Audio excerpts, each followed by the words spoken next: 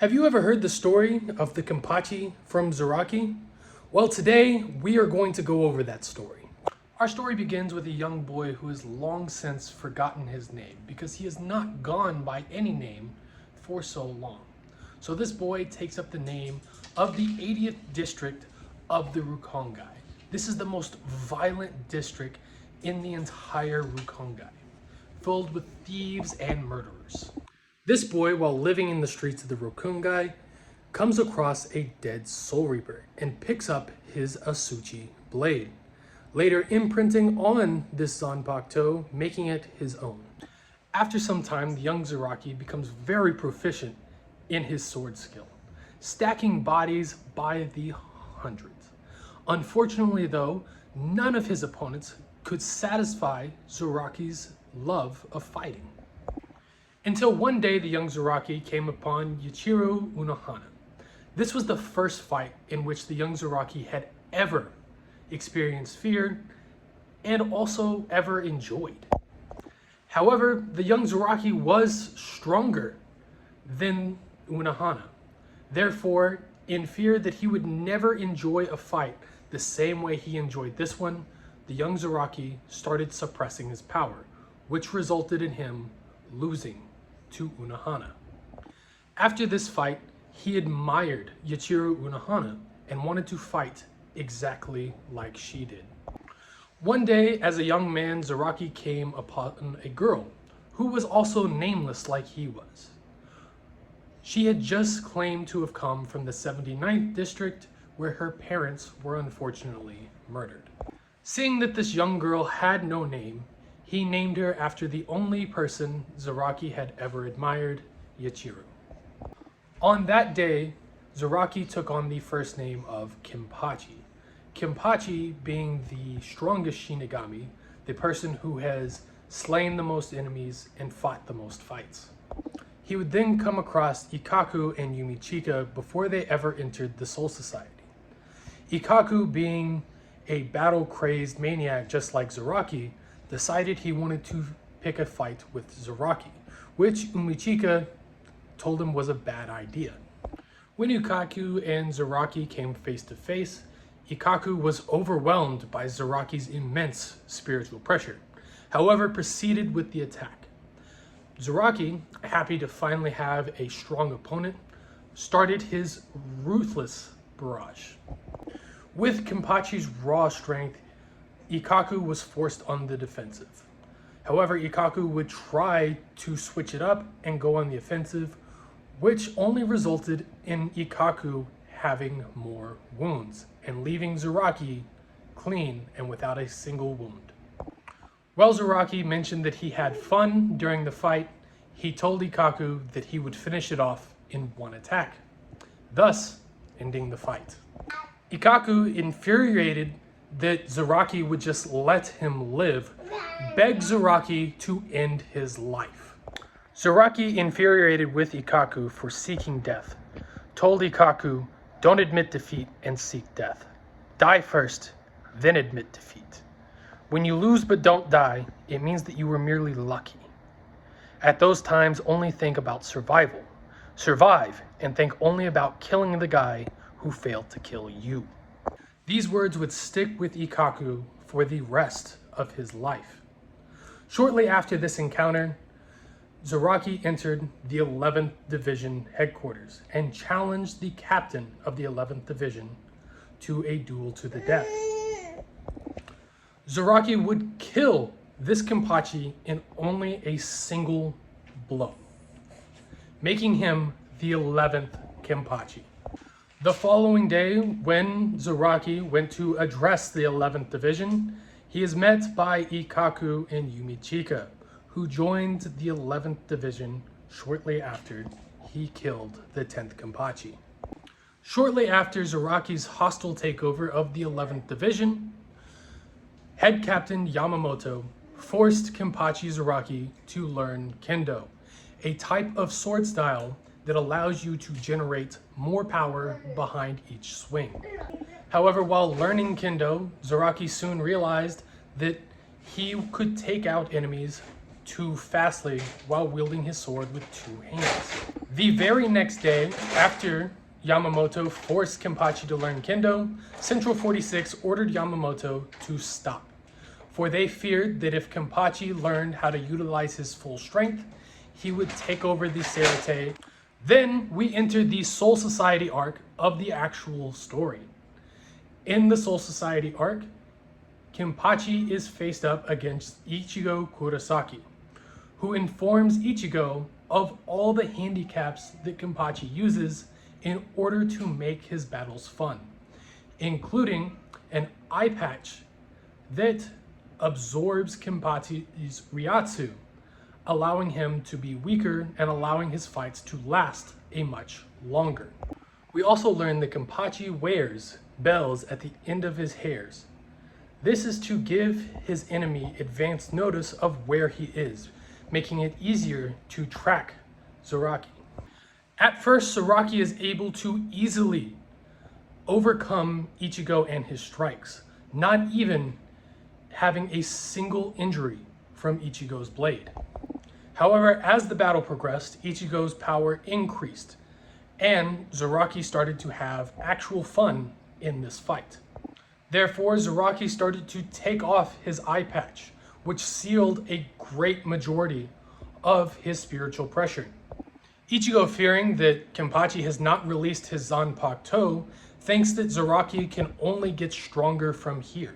However, Zaraki informs Ichigo that his Zanpakuto has no name, that there is no release date for his Zanpakuto. He is as strong as he is because of how powerful he is in this base state. Ichigo and Zaraki would have one last clash to finish things off, where Zaraki would barely win.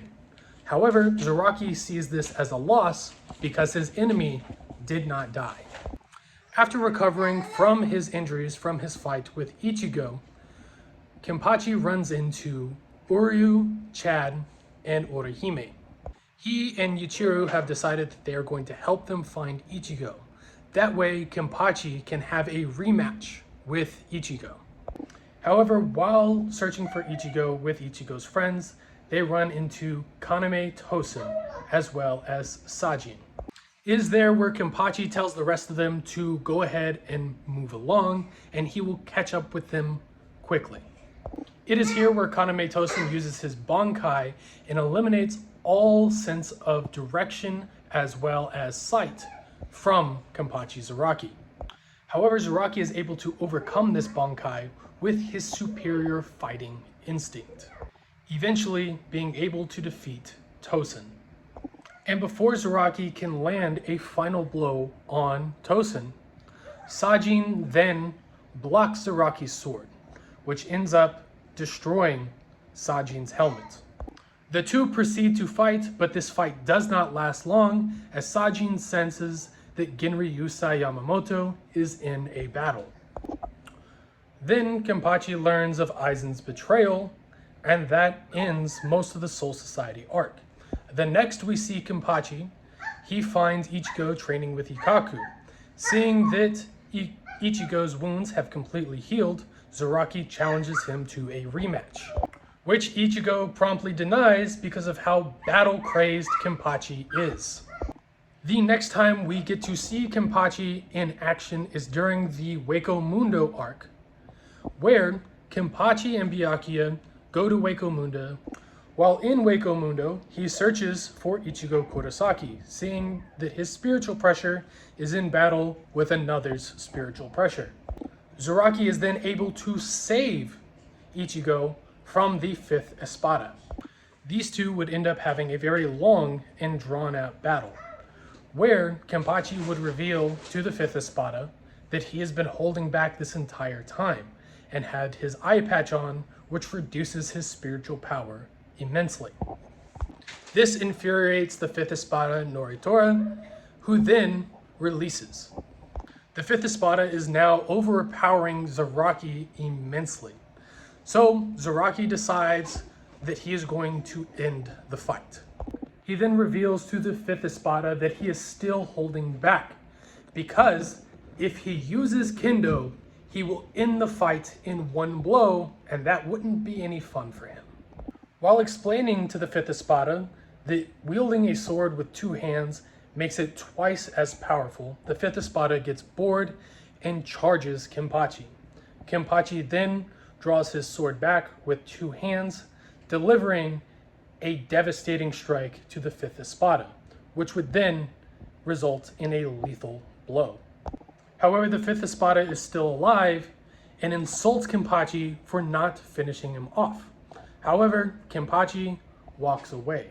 This infuriates Noritora, who then proceeds to berate Kenpachi even more. Kenpachi then explains to Noritora that the blow that he just dealt him is fatal, and there is no point in fighting a warrior who cannot fight back. The fifth Espada, enraged by this response, charges at Kenpachi. Kenpachi then gives in and delivers another fatal blow to the chest of the fifth Espada. After finishing the fifth Espada, Kenpachi tells Ichigo that he needs to go and do his duties as a substitute Soul Reaper and protect Karakura Town. After all the battles in Wako Mundo have been commenced, Byakuya and Kenpachi run into Yami. Byakuya then attacks Yami at the same time that Kenpachi slices one of Yami's legs off. Kenpachi then berates Byakuya for stealing the first blow, then proceeds to tell Byakuya don't blame him if he ends up getting sliced up along with Yami. As Kenpachi starts to berate Ichigo about how he always gets beats to hell everywhere he goes, Kenpachi is then attacked by Yami again. As Kenpachi starts to charge Ichigo for not warning him of Yami's attack, he is then again swatted away by Yami. Yami then tries to punch Kenpachi yet again, yet Kenpachi slices off 3 of Yami's fingers with ease. Kenpachi is then able to slice off another one of Yami's legs. Disappointed in how weak Yami has been, Kenpachi turns to Byakuya and tells him he can finish off the Espada. Byakuya then asks what does Kenpachi mean. Kenpachi explains that Byakuya must be bored just sitting there while Kenpachi has all the fun, and that the least Byakuya could do is finish off the Espada. Byakuya then asks Kenpachi who does he think he's talking to. The two begin to bicker and fight. As the two fight, Yami tries to attack both of them at the same time. However, Byakuya and Kenpachi are able to swat Yami away easily. This infuriates Yami. Yami then transforms into his final form. However, he is knocked off balance by the strikes between Byakuya and Kenpachi. Yami then explains to the two captains that it is a mistake to make Yami angry, because the angrier Yami gets, the stronger he becomes in this form. The next time we see Kenpachi, it is after they have already defeated Yami. Byakuya and Kenpachi leave Wako Mundo and are greeted by members of the 11th Division. Now for the Lost Substitute Soul Reaper arc, Kenpachi doesn't do much other than giving some of his power to the sword that then reawakens Ichigo's Soul Reaper powers, as well as easily defeats one of the Fullbringers in one swing, and had complained to Byakuya prior to their match starting that Fullbringer was too weak for Kenpachi. Now there is an arc between the Lost Substitute Soul Reaper arc and the Thousand Year Blood War arc. However, it's in the light novel, and I have not read that light novel, so I'm not going to try to give a summary over that one. But from what I've heard, it's about the 8th Kenpachi. The 8th Kenpachi decides he wants to see how strong Kenpachi Zaraki is, realizes that Kenpachi Zaraki farly outclasses him and is stronger than him, and then decides to go back to Mugen. So now, the 1000 Year Blood War arc. In the 1000 Year Blood War arc, we first find Kenpachi after he has defeated 3 of the Quincy. One of them being a beast who he just slit his throat. The other one who he just killed because he couldn't hear him and was getting irritated. And then another one who had tried to copy Zaraki in image and power. However, Zaraki stated that he just got stronger than what he was when that guy copied him and defeated him. He is then faced against what we think is Yuhabak. However, it is not. It is the brother of the guy he just killed who tried to copy him. And Zaraki is defeated by the fake Yuhabak. After Yamamoto is then killed, Zaraki is disappointed in his own weakness. The new head captain Shunsui authorizes Unohana and Zaraki to have their final bout.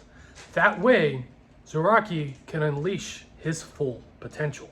Because like stated in the beginning of this video, Zaraki has been suppressing himself the entire time because he wants to have fun in his battles, and the most fun he ever had was during his battle with Unohana.